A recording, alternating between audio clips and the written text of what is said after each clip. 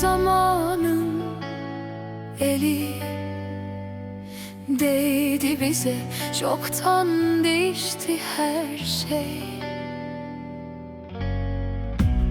Aynı değiliz ikimiz de.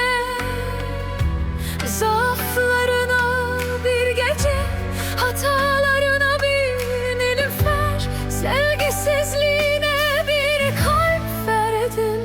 Artık geri ver, geri veremezsin aldıklarını. Artık geri ver, geri verilmez hiçbir yanılgı. Yokun emanet et sen de benden kalanları. Her şeyi al, bana beni geri ver, bir şansım olsun. Başka yer, başka zaman, sensiz ömrüm olsun. Her şeyi al, bir şansım olsun. Başka yer, başka zaman, sensiz ömrüm olsun.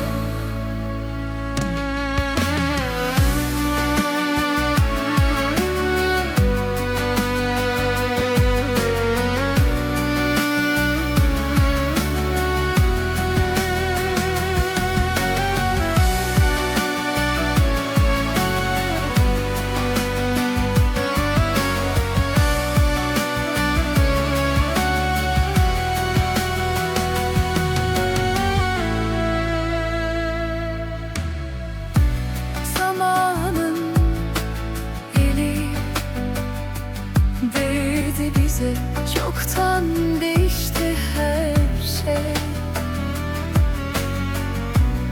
Aynı değiliz ikimiz de. Zaaflarına bir gece, hatalarına bir nilüfer, sevgisizliğime bir kalp verdin. Artık geri ver, geri veremezsin aldıklarını. Artık geri ver, geri verilmez hiçbir yanılgı.